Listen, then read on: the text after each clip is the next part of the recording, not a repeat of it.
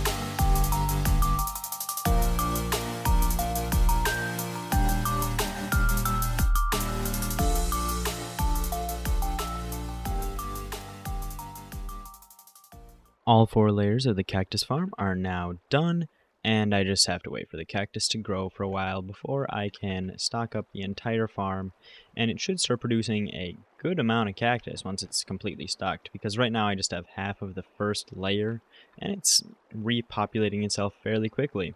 So multiply that by 8, and it should be working phenomenally.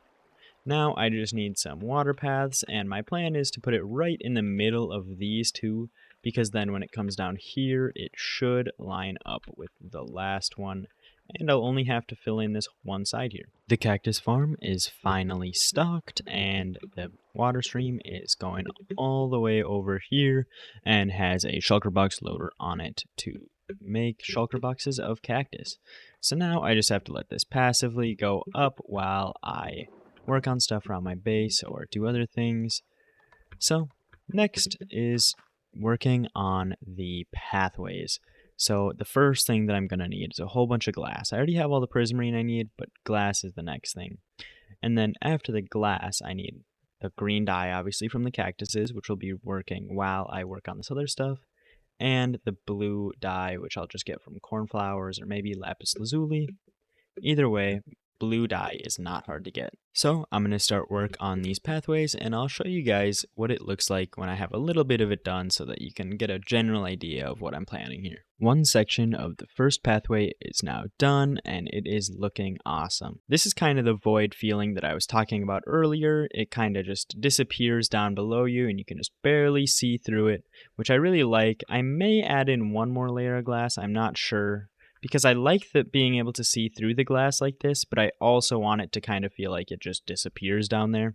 So I'll have to decide on that while I'm working on the rest of the stuff. But overall, this pathway came out just how I wanted it to, with the sea lanterns under here to provide light for the pathway, and the prismarine to go along with the cyan glass. Just looks really nice, and how the prismarine changes color. I think the cyan glass goes great with all the different colors that the prismarine can be. But I did use almost all of my cyan glass on this small part. I only have 50 left, and I have to convert all this other glass to cyan glass. So I'm gonna keep working on this pathway, and I'll show you guys the finished result. So while I was working on the pathways over at my base, I came over here to get a whole bunch more prismarine because I was running out like crazy. And I decided that I did not like that it was semi-AFKable, and I decided to go with a full AFKable design.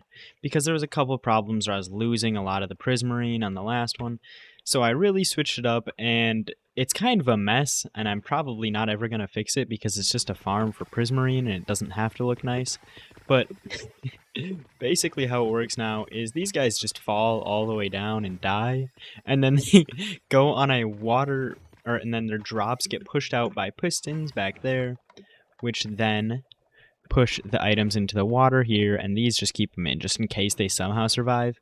So the water pushes the items this way, and it looks like some fish got caught there, which is a little weird, but I don't think that should be a problem. And then they go up in a water stream straight in between my barrels, and they get separated into the two sides. And while I was doing it, I kind of got a bit of a prismarine problem started. So yeah, this I think is actually producing more items than it was before when I was using looting. So that's good, I guess.